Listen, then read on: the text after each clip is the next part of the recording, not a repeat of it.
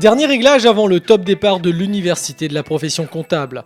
Un grand rassemblement du monde économique réunionnais, animé par les conseillers particuliers des entreprises.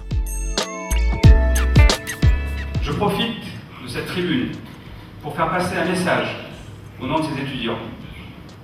En ces temps de crise, ils ont du mal à trouver des entreprises pour effectuer leurs stages au sein des cabinets et des entreprises. En leur proposant ces stages, nous construisons la Réunion de demain et faisons un acte L'idée volontariste. essentielle, c'est d'inciter le chef d'entreprise à réfléchir sur une démarche d'export et lui dire que pour ce faire, il faut qu'il soit accompagné puisque l'expert comptable dispose de par sa formation, dispose de par son expérience professionnelle, des outils qui permettront au chef d'entreprise de réfléchir sérieusement à une possibilité d'exporter soit son savoir-faire, soit ses produits. Ainsi, devant un parterre de chefs d'entreprise, d'étudiants, de représentants politiques, économiques et étatiques, la profession a voulu montrer qu'en temps de crise, la Réunion a des atouts. Un débat pour engager de l'action. Le principal atout, me semble-t-il, de la Réunion est d'abord son appartenance à la France, son appartenance à l'Union européenne. Et de cette appartenance naît une stabilité politique, économique, qui n'est pas toujours le cas dans les pays qui nous entourent. Et en venant s'installer à La Réunion, les entreprises des pays avoisinants peuvent également toucher le marché métropolitain, le marché français. Donc le but, c'est de dire également qu'il faut venir créer de la valeur ajoutée pour créer des emplois à La Réunion. C'est comme ça que nous atteindrons un niveau de développement qui peut être compatible avec la résorption du chômage de masse qui touche la population de La Réunion et particulièrement les jeunes. Mesdames, Mesdemoiselles, Messieurs et très chers étudiants, c'est pas l'universitaire que j'ai pu être qui va s'exprimer, c'est un préfet, mais j'essaierai de ne pas oublier que j'ai passionnément aimé enseigner. Même avec la passion, c'est pas facile de créer un nouveau modèle de développement et surtout d'être l'initiateur. Et pourtant, le comptable a toute la légitimité pour le faire. D'abord, leur adresser un remerciement pour le travail inlassable qu'ils font auprès des entreprises, que ce soit en termes de conseils, que ce soit en termes de soutien, mais aussi pour le travail qu'ils font auprès des pouvoirs publics pour nous informer tout simplement de l'état de la situation. Et puis aux plus jeunes qui sont là, aux étudiants qui nous ont écoutés, je pense, avec intérêt, je voudrais leur dire que sans doute l'un des plus beaux métiers que l'on puisse imaginer, peut-être pas après celui de préfet, mais à côté de celui de préfet, c'est assurément l'expertise comptable qui est un métier en devenir. Et à La Réunion, il l'est d'autant plus que se joue ici pour cette profession libérale son ouverture à l'extérieur. Se battre sur ce terrain-là, c'est aussi se battre pour que les normes comptables francophones et françaises irradient dans cette partie du monde qui est très importante pour la France et pour La Réunion.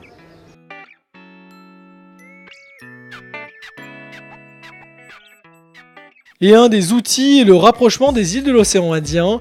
Une convention est signée par le Conseil supérieur de l'ordre afin de favoriser les échanges et mutualiser les expertises des entreprises locales. De quoi rendre visible et lisible l'action de ces experts.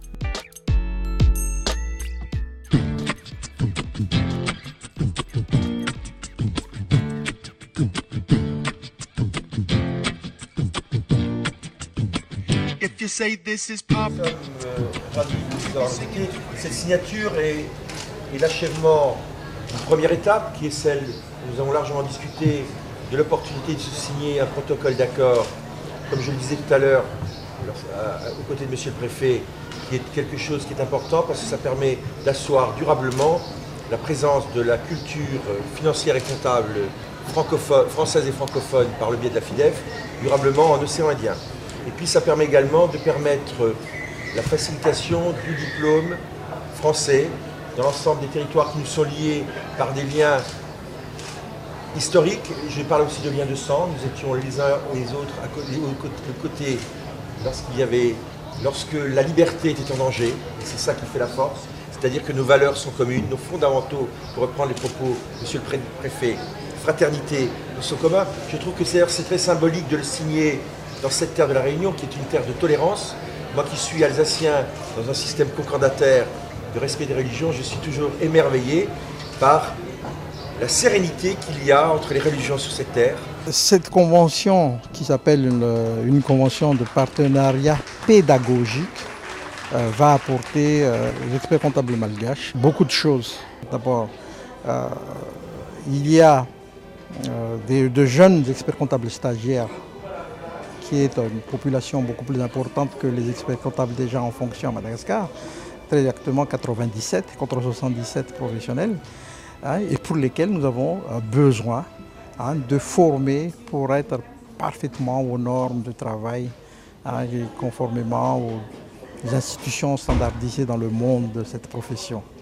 Et sur deux volets bien particuliers, l'éthique et la déontologie, et la gestion des cabinets et de ses missions.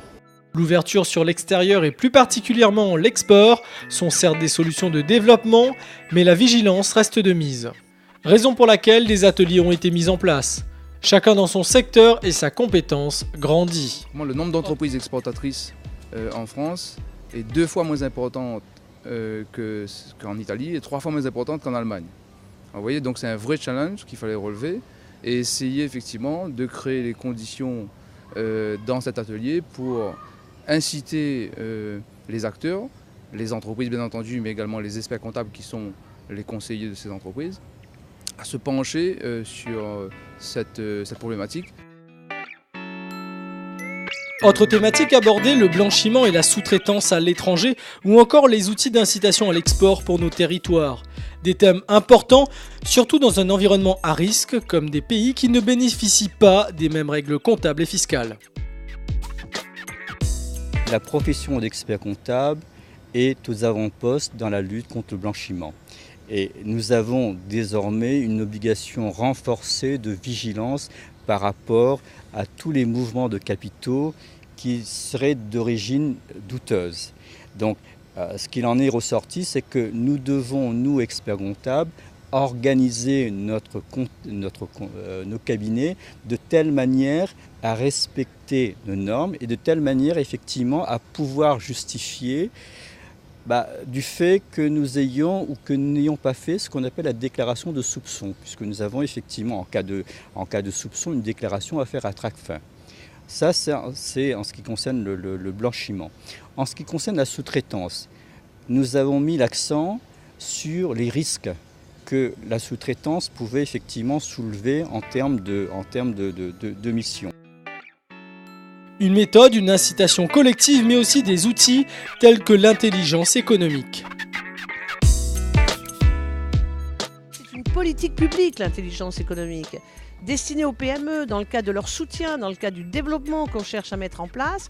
On n'a pas assez d'ETI, d'entreprises à taille intermédiaire, ces entreprises de 250 salariés à 5000, et donc il faut savoir pourquoi. Et l'intelligence économique à travers la partie intelligence économique offensive, les opportunités de développement à mettre en place, et donc la veille de l'information, quelle veille sur quelles informations, veille sur les concurrents, veille sur les marchés, veille sur les produits, donner à l'entreprise, dans le cadre d'une mutualisation, la possibilité de dire oui, j'ai enfin des armes pour franchir des étapes qui s'appellent des étapes de grandeur, des étapes de seuil tout simplement. Mais la prospective reste plus globale. L'intérêt pour le chef d'entreprise de partager et formaliser les projets et le lien avec les pouvoirs publics seront des solutions de développement qui permettront peut-être de voir différemment notre avenir économique.